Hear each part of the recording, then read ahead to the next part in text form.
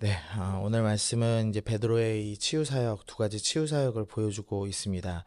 먼저는 이제 루따에 사는 애니아를 치유한 사건이 나오고 있는데요. 이 루따는 이 지중해로, 이 지중해 방향으로 예루살렘에서 40km 떨어져 있는 도시입니다. 이 해안길이라고 해서 바닷가를 쭉 따라가는 이 고대 이 상업도로가 있었는데 그 해안길을 따르는 그 고속도로 근처에 있는 도시였습니다. 거기에 지금 애니아라고 하는 지금 중풍병자가 이제 8년 동안 누워 있었다라고 지금 설명을 하고 있습니다. 그런데 베드로가 이제 그 사람을 어떻게 고치냐면 이제 일어나 애니아야 예수 그리스도께서 너를 낫게 하시니 일어나 내 자리를 정돈하라라고 명령을 하죠.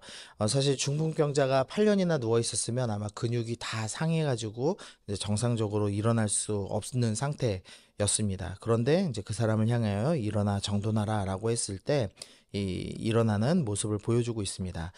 이 사건은 예수님께서 중풍병자를 고친 사건을 연상하게 하죠. 이 친구들 네 명이서 이제 지붕을 뚫고 중풍병자를 내려놨을 때 예수님께서 일어나 내 자리를 정돈해라라고 명령하셨을 때 일어나서 자기의 침상을 들고 걸어갔던 장면이 있었습니다. 그래서 지금 이 기적은 이 예수님께서 병자를 고치신 것처럼 또 베드로에게도 동일한 일을 행해주고 계시다라는 것을 보여주는 사건이라고 할 수 있겠습니다. 그다음 요바의 이제 다비다를 고친 사건이 나오는데요. 요바는 이 루따에서도 또 16km 떨어진 도시고 역시나 이제 이 해안길에 위치한 이 항구 도시입니다. 근데 이 사람을 뭐라고 표현하고 있냐면 36절에서 이 요바의 다비다라는 여제자가 있다라는 표현을 합니다. 이 여제자 이제 신약에서 여자에게 제자를 붙인 유일한 곳입니다. 그러니까 그만큼 다비다의 신앙이 매우 뛰어났다라는 것을 이제 이야기하고 있습니다. 다비다라는 이름의 뜻은 이 암사슴이라고 합니다. 그래서 이 번역하면 도루가다 이것도 이제 헬라어로 암사슴을 의미하는 이름입니다. 근데 이 사람의 특징이 선행과 구제하는 일이 심히 많았다라고 36절에서 이야기를 합니다. 39절에서 이 다비다의 사역을 좀 추측해 볼 수 있는데요. 39절 중반에 보면은 모든 과부가 베드로 곁에 서서 울며 도루가가 그들과 함께 있을 때 지은 속옷과 겉옷을 다 내어 보였다라고 이야기합니다. 아마도 이 다비다도 이 과부들이 울면서 함께 있는 곳으로 올 때 다비다도 과부였던 것 같습니다. 근데 이 과부가 무슨 사역을 했냐면 이 과부들의 옷을 지어주는 사역을 했던 것으로 이제 추측할 수가 있습니다. 뭐 우리나라도 수십 년 전만 해도 설빔이라고 해서 이 1년에 옷 한 벌 하는 게 이제 큰 일이었죠. 근데 그것처럼 이 과부는 최하층민이었기 때문에 옷을 제대로 해 입을 수 없는 사람들이어서 이 다비다가 이 옷을 만들어서 구제 사역을 했던 것을 알 수가 있습니다. 근데 이제 이 사람이 죽었습니다. 그래서 지금 다락방에 놓여져 있는 상황인데 40절 보시면 베드로가 사람을 다 내보내고 무릎을 꿇고 기도하고 돌이켜 시체를 향하여 이르되 다비다야 일어나라 하니 그가 눈을 떠 베드로를 보고 일어나 앉는지라라고 되어 있습니다. 지금 시체를 향하여서 다비다야 일어나라라고 이제 명령을 합니다. 그리고 그 명령대로 지금 다시 사는 모습을 보여주고 있는데요. 이 장면도 예수님께서 일으키신 기적과 동일하죠. 마가복음 5장에서 회당장 야이로의 딸을 고치셨을 때 사건과 동일합니다. 그때도 사람들을 다 내보내시고 소녀야 일어나라 라고 명하시면서 그것을 아람어로 달리다 굼이라고 했습니다. 이제 소녀야 일어나라, 일어나라라는 의미가 이 굼이어서 이 소녀야 일어나라 해서 달리다 굼 했는데 여기서는 다비다야 일어나라 해서 다비다 굼이라고 지금 베드로가 외치고 있는 겁니다. 이 베드로가 왜 기적을 행할 수 있었느냐? 예수님께서 미리 보여주셨기 때문에 행할 수 있었다라는 것을 은근히 지금 드러내고 있는 겁니다. 예수님께서 중풍병자를 고치셨기 때문에 베드로도 그렇게 일어나라 명할 수 있었고 예수님께서 이 죽었던 이 소녀를 다시 일으키신 것처럼 이 다비다도 다시 일으키실 수 있었다라고 우리에게 보여주고 있는 겁니다. 그러면서 우리에게도 이제 은근히 요구하고 있는 것은 너희도 예수님이 행하신 일 쫓아 해봐라. 이제 이것을 우리에게 가르쳐 주고 있습니다. 예수님께서 하셨다면 또 예수님께서 은혜를 베푸신다면 우리 가운데도 동일한 일을 행하실 수 있으니 너희가 겁내지 말고 두려워하지 말고 예수님의 이름으로 구하고 기도하라라고 우리 가운데 가르쳐 주고 있습니다. 그래서 우리가 믿음의 제한을 두지 말고 기도해야겠구나. 예수님께서 행하셨다면 지금 이 땅 가운데도 동일하게 일어날 수 있음을 믿고 기도하는 삶을 살아야 되겠다. 우리가 그렇게 먼저 결정해야겠습니다. 두 번째로 생각해 볼 것은 이 기적이 교회 내부에서 일어난 기적이라는 사실입니다. 사실 지금까지 이 초대교회에 일어난 기적들은 모두 불신자들을 대상으로 한 기적입니다. 그래서 그냥 성경을 읽는 사람들이 생각할 때는 이 기적이라는 것은 이 전도를 위해서 주님께서 한시적으로 불신자들 향해서 일으켜 주시는 기적이구나. 이제 이렇게 생각하기가 쉬웠습니다. 그런데 지금 오늘 이 두 가지 기적은 모두 믿는 자들을 대상으로 일어났다라는 것을 우리가 좀 생각해 봐야 됩니다.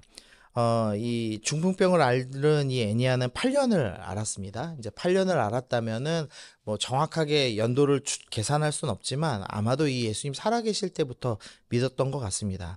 예수님께서 마가복음 2장에서 중풍병자를 고치셨죠. 그리고 아마 그 소문이 사방에 퍼졌을 겁니다. 아마도 이제 애니아가 그때부터 믿기 시작하지 않았을까 싶습니다. 그런데 이제 예수님께서는 결국 애니아를 고쳐주지 않으셨고 또 이제 죽으셨습니다. 그리고 이제 예수님이 부활하셨다는 소문을 듣고 애니아가 그 신앙을 유지하고 있던 거죠. 그러니까 애니아는 이미 자기 병이 낫느냐 안 낫느냐는 사실 더 이상 중요한 일은 아닌 사람이었습니다. 근데 이 주님께서 이 하나님께서 허락하신 이 때에 이 애니아를 지금 기적적으로 지금 고쳐주심으로 이 교회 가운데 특별히 핍박하고 낙심해 있는 교회 가운데 주님께서 우리도 여전히 돌보고 계시고 우리의 이 긴 기도도 듣고 계시는구나를 확인시켜 주시는 장면이라고 할 수 있겠습니다. 이 다비다가 살아난 기적도 마찬가지죠. 이 요바의 성도들, 특별히 이 과부들의 간절한 기도 속에서 이루어진 일이라는 것을 우리가 좀 기억해야 됩니다.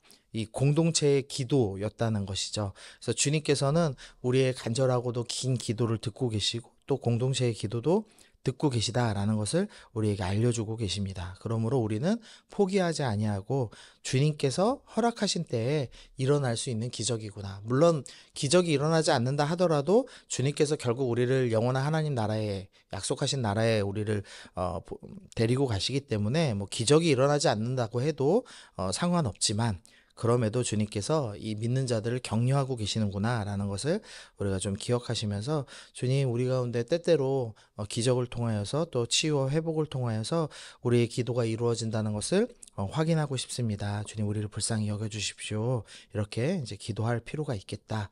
그러고 그 기도는 이루어진다라는 것을 우리가 좀 생각해 봐야겠습니다. 세 번째로 생각해 봐야 될 것은 지금 이 사역의 대상자들입니다. 처음에 애니아는 이제 성별이 좀 애매하죠. 우리 식으로 생각하면 애니아는 여자 이름이라고 생각하기 쉬운데 33절을 보시면 거기서 애니아라는 사람을 만남에 그는 중풍병으로 하면서 그 애니아의 성별이 남성인 것을 지금 드러냅니다. 그리고 그 다음 다비다는 뭐 누가 봐도 이제 분명히 여성이었죠. 여성이면서 제자였습니다.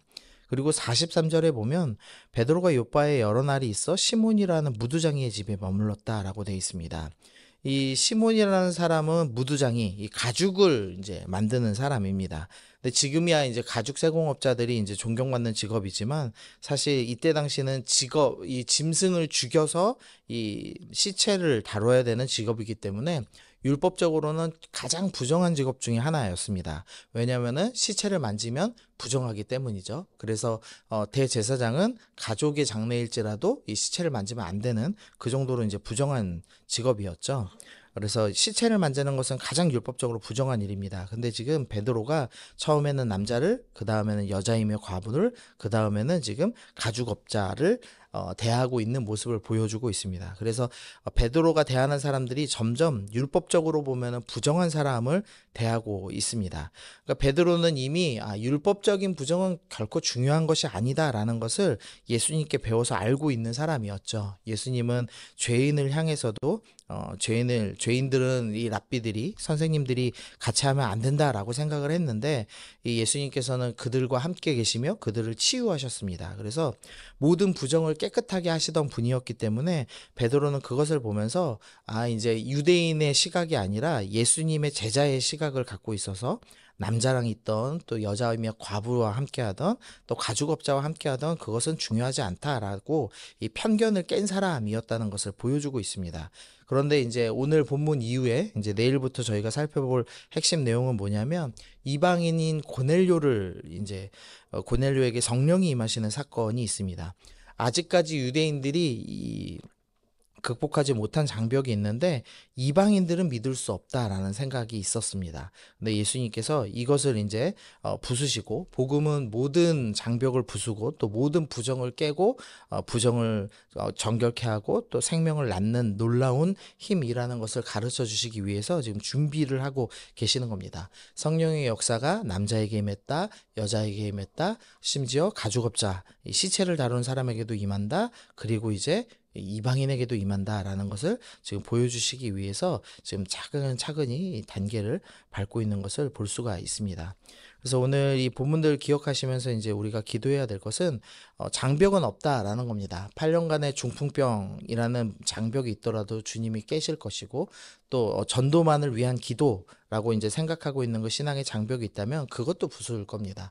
그리고 심지어 죽은 자가 있더라도 주님께서 원하시면 살릴 수 있다. 그래서 생명과 죽음도 더 이상 장벽이 되지 않는다. 그리고 신분도 더 이상 장벽이 되지 않는다. 성별도 장벽이 되지 않는다.